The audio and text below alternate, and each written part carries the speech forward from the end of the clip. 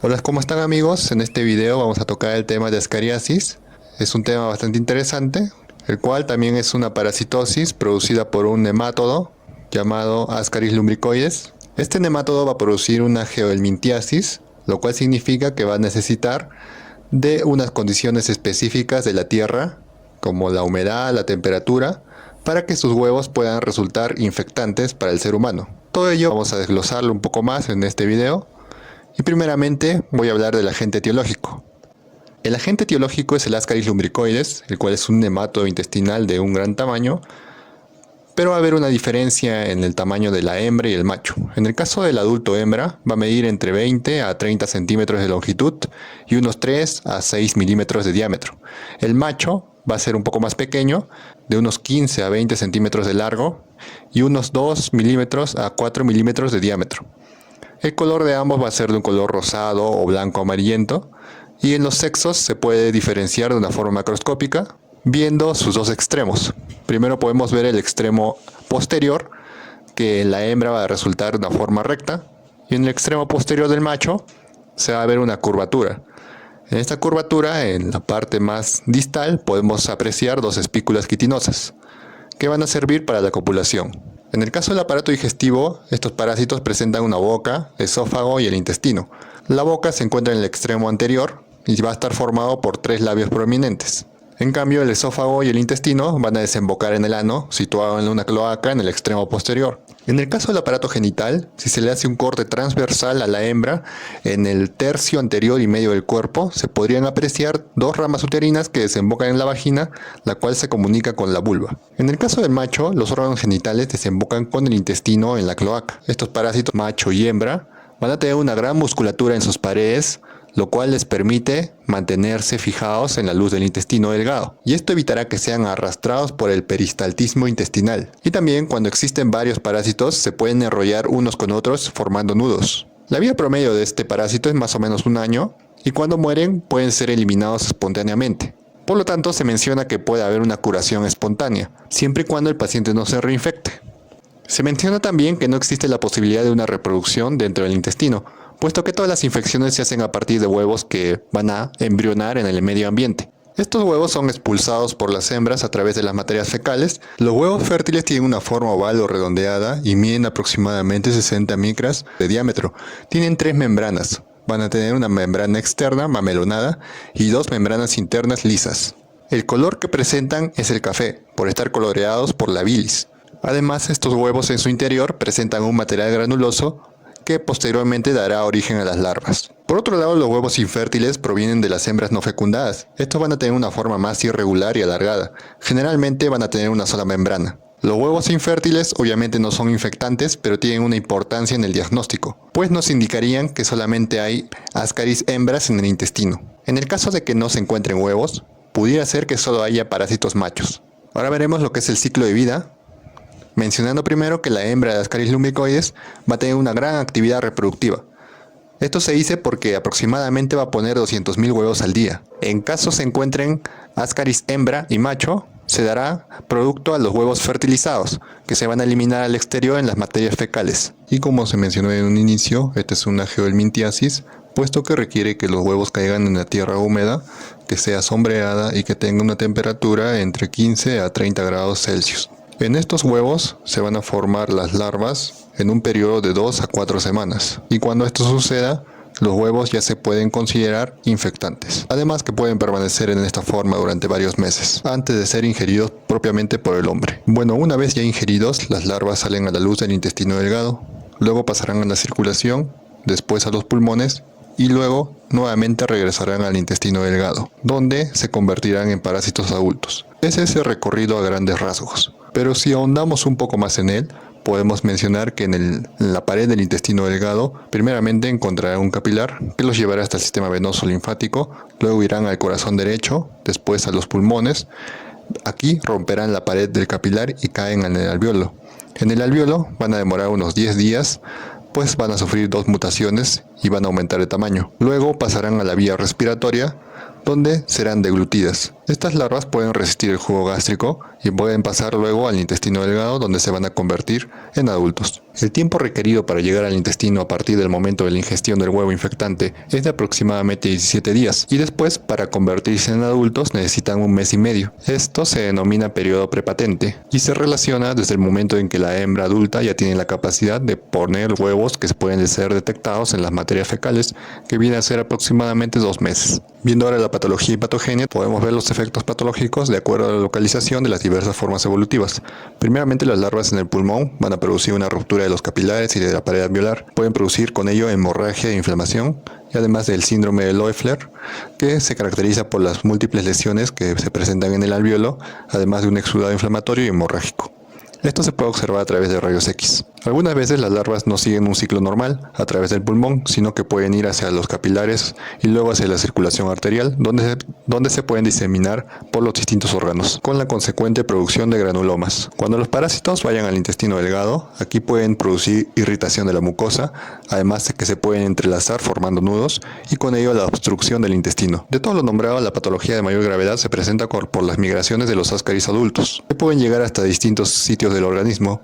La más frecuente viene a ser las vías biliares, donde puede llegar a obstruir el colédoco. Esta obstrucción puede ser transitoria o puede ser ya una obstrucción propiamente prolongada, produciendo un cuadro de colangitis que puede ser supurativa con producción de abscesos. En caso el parásito se meta en el parénquima hepático, aquí se pueden producir granulomas que se observan como nódulos blancos amarillentos que miden 1 a 3 milímetros, y si los observamos más a detalle con el microscopio, podemos obtener un centro necrótico con eosinófilos y células gigantes, además de tejido fibroso. En caso que durante la migración del parásito adulto en el hígado este muera, aquí se puede producir un foco necrótico que puede infectarse y formar absceso en el hígado. Otra forma de migración que se observó es en las vías pancreáticas, pudiendo ocasionar pancreatitis. Otra forma de migración del Ascaris es hacia la región peritoneal, donde puede originar perforaciones intestinales y puede ocasionar también la ruptura del apéndice.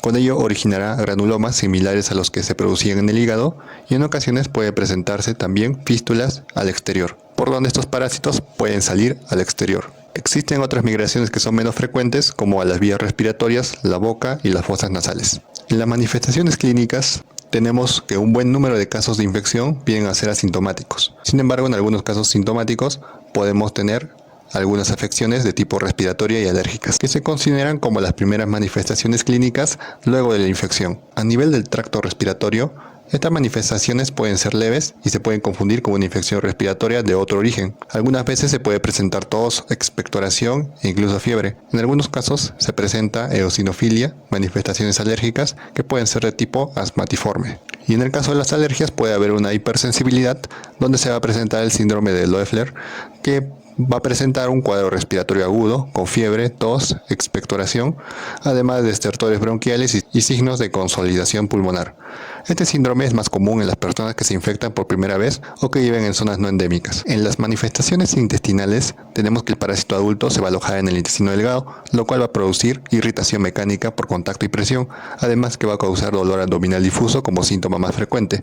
En otras ocasiones podemos detectar también diarrea, meteorismo, náuseas y vómitos. Para que ocurran estos síntomas, un solo Ascaris puede ser suficiente para que se produzca esta sintomatología, pues en su movimiento hacia la búsqueda del sexo opuesto puede ocasionarlo. En las infecciones severas, además de la sintomatología descrita, se puede mencionar un gran abombamiento del abdomen, además de obstrucción intestinal, producto de la formación de nudos por los parásitos adultos. En estos casos se puede ver más manifiesto lo que es el dolor abdominal, el vómito, el meteorismo y también la ausencia de evacuaciones intestinales.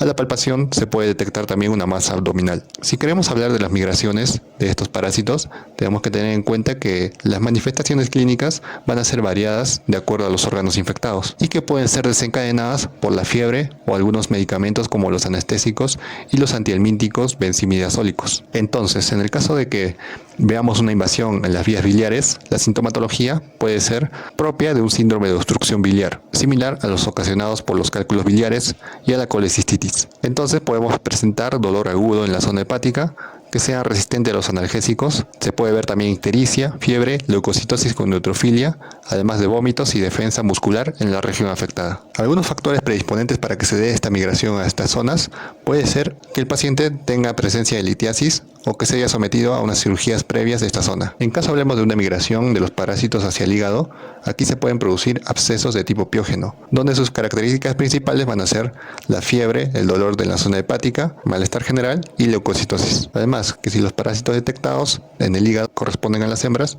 es frecuente observar que los huevos se depositan allí y se extienden hasta el parénquima hepático, originando granulomas de cuerpo extraño. Otros sitios que también se mencionan como migraciones es en el apéndice, ocasionando apendicitis, en el peritoneo, ocasionando peritonitis, y también en el páncreas, ocasionando pancreatitis. En el caso de que los parásitos adultos migren por las vías digestivas ascendentes, pueden ocasionar vómitos y también su eliminación por la boca y la nariz. También se ha descrito en estos parásitos una tendencia migratoria a introducirse por orificios, como es en el caso de las fístulas o las hernias intestinales, que pueden ser perforadas hasta el exterior. También se ha descrito que ocasionalmente las larvas pueden atravesar la circulación arterial y ser llevadas a cualquier tipo de órgano, como por ejemplo el ojo o el sistema nervioso central, ocasionando allí convulsiones. También se menciona que los ascaris provocan una sintomatología nutricional, ya que pueden interferir con el proceso de nutrición por dos mecanismos.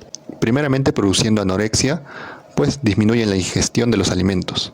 Luego, disminuyendo la utilización de los carbohidratos, grasas y proteínas. Esto por su propio consumo de los parásitos y la pérdida que ocasiona en el intestino por los vómitos. Y ahora en el diagnóstico podemos ver que como ese parásito no presenta una sintomatología característica, el diagnóstico se puede hacer mediante el hallazgo de los huevos en las materias fecales. Además que también se puede hacer un hallazgo ocasional por la eliminación de los parásitos adultos. Entonces, a través de un examen microscópico podemos detectar los huevos de Ascaris lumbricoides en las materias fecales. Aquí pueden aparecer aproximadamente a los 40 días de la infección, ¿no? O a los 2 meses, como mencioné anteriormente. Y es importante mencionar también que podemos detectar la intensidad de la infección mediante el recuento de los huevos por gramo de materias fecales, siendo que una infección de intensidad leve va a ser aquella que se presente menos de 5.000 huevos por gramo. Las infecciones de intensidad mediana van a ser aquellas que presenten 5.000 a 50.000 huevos por gramo. Y las infecciones que sean más intensas van a ser aquellas que tengan más de 50.000 huevos por gramo. Además que con estos datos podemos detectar el número de parásitos adultos aproximados, ya que podemos agarrar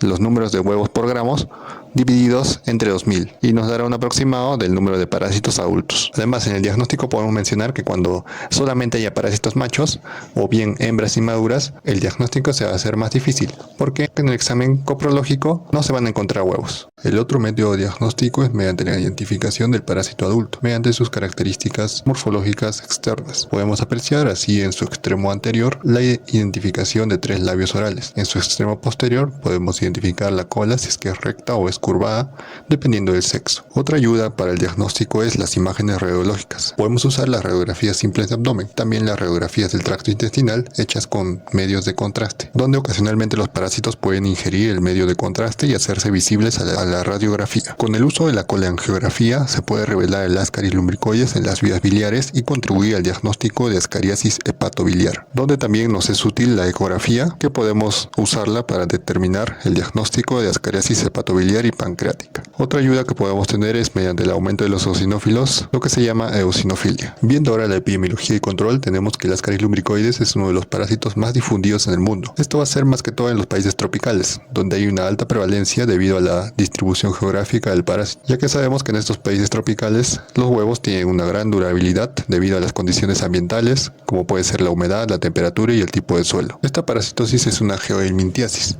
entonces la transmisión va a requerir la incubación de los huevos en la tierra y la formación de las larvas en ellos para llegar a ser infectantes por vía oral, donde las fuentes más comunes de infección van a ser a través de los alimentos, el agua y las manos sucias con tierra. Además, como en otras parasitosis que se adquieren por vía oral, también las condiciones como la falta de educación, la pobreza y las malas condiciones ambientales van a favorecer la diseminación. Además, otras medidas que podemos mencionar es que el agua debe ser potable y calentada hasta su punto de ebullición. Las excretas deben tener una adecuada eliminación. El lavado de las verduras y alimentos debe ser adecuado. Además, se debe tener una buena higiene personal y se debe utilizar correctamente las letrinas. Hablando ahora del tratamiento, tenemos que todos los casos de ascariasis intestinal deben tratarse, aunque sean asintomáticos o sintomáticos, ya que sabemos que en todos los casos puede darse la probabilidad de tener complicaciones graves debido a la migración del parásito. A su vez, cuando demos tratamiento en zonas endémicas, es recomendable repetir el tratamiento después de 1 o 2 meses para poder eliminar a los parásitos que estaban en etapa de migración durante el primer tratamiento. Los medicamentos más utilizados son los benzimidazoles. Estos Estos van a ser de amplio espectro contra los nematodos intestinales y van a ser bien tolerados, siendo los más utilizados de esta familia de benzimidazoles el albendazol y el mebendazol. En el caso del albendazol, la dosis es de 400 miligramos en dosis única y el mebendazol 500 miligramos en dosis única. Otros medicamentos que se pueden nombrar es el pamoato de pirantel. La dosis en este caso también es única, de 10 miligramos por kilo. Otro medicamento que se puede usar es la piperacina. Y el último fármaco que se menciona aquí es la ivermectina, la cual se puede utilizar en dosis únicas de 200 microgramos por kilo. Y bueno, eso ha sido todo por este video. Espero que les haya gustado. Dejen su like y suscríbanse. Ya nos vemos en otro video. Hasta pronto.